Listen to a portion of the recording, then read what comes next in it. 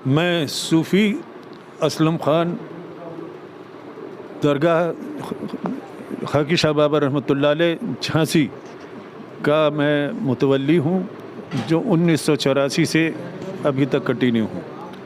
इसके बाद जब मुझे मालूम पड़ा, क्योंकि मैं अपनी यहाँ की दरगाह हज़रत निज़ामुद्दीन औलिया रहमतुल्लाह अलैह से ख़लीफ़ा हूँ और पीर हूँ, मेरा वक्त वहाँ ज़्यादा गुज़रता था। लेकिन जब मालूम पड़ा कि यहाँ सरकार ने प्रदूषण और ग्रीनलैंड के नाम से एनजीटी के ज़रिए से हमारी दरगाह पे तोड़ने फोड़ने के नोटिस सर्व किए जा रहे हैं, तो हम लोग ने आने के बाद ऑफिसरान से ताल्लुक़ात अपने बनाए और उनसे पूछा कि इसमें क्यों ये एक्शन कैसे लिए।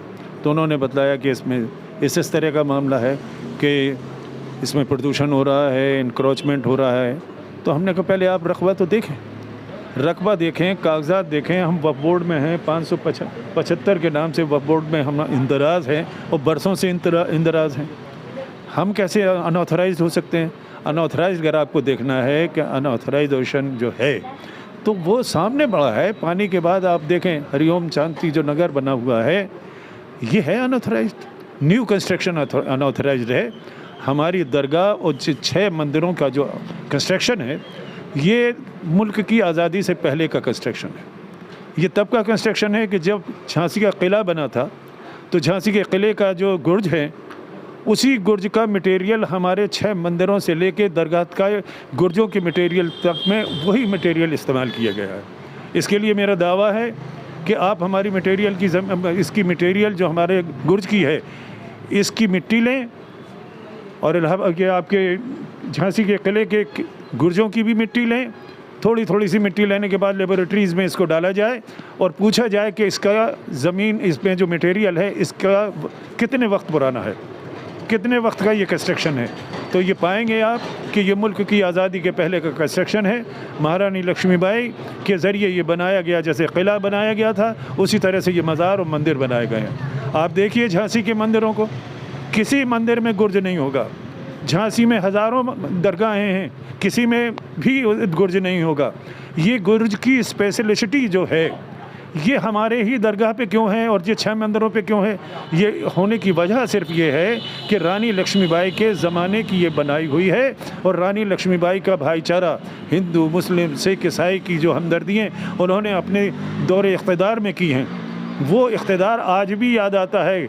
क्यों? उनके ज़माने का बनाया हुआ ताजिया आज भी हमारे यहाँ कोतवाली में बना के रखा जाता है और रानी लक्ष्मीबाई के नाम से वो उसकी मिसल है। और आज भी वहाँ पे जो कोतवाल है शहर का, उस कोतवाल को अपने पैसे के ऊपर उस ताजिए को बनाया जाता है। ये दलील इस बात की है कि महारानी लक्ष्मीबाई ने जो मुल्क की आज़ादी के लिए लड़ा, तो भाईचारा, आपस में मोहब्बत, आपस में खुलूस, इनकी दलीलों के लिए ये मुल्क, हमारा शहर पहचाना जाता है।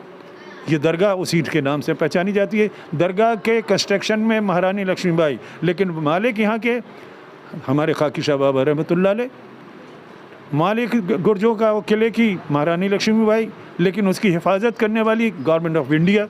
गवर्नमेंट ऑफ इंडिया को हमारे जिस तरह से कि किले के और आसार क़दीमा के लोग, पुरातत्व विभाग की जो प्रॉपर्टीज़ को जिस तरह सिक्योर किया जाता है, उसी तरह की ये 6 मंदिर और इस दरगाह को भी सिक्योर किया जाना चाहिए, उसकी हिफाजत की जानी चाहिए। पहली हमारी मांग। दूसरी मांग हमारी ये है कि इसका रकबा भी हमारा बहुत बड़ा है। अभी रकबे का मैटर हमारा किसी तरह से हम डिस्पोज नहीं करना चाह रहे हैं, लेकिन हम आपको ये भी बताना चाहते हैं कि आप आखिर देखें कि इसमें जो गुर्ज हैं, वो गुर्ज के बाद आपने देखी होंगी सीढ़ियाँ भी बनी हुई हैं। सीढ़ियाँ बनी हुई हैं और सीढ़ियों के बाद जो रास्ता और खाली ज़मीन पड़ी हुई है, जिसको लोगों ने कूड़ कबारा बना रखा है, ये ज़मीन हमारी ही ज़मीन है, दरगाह की ज़मीन है, मंदिरों की ज़मीन है।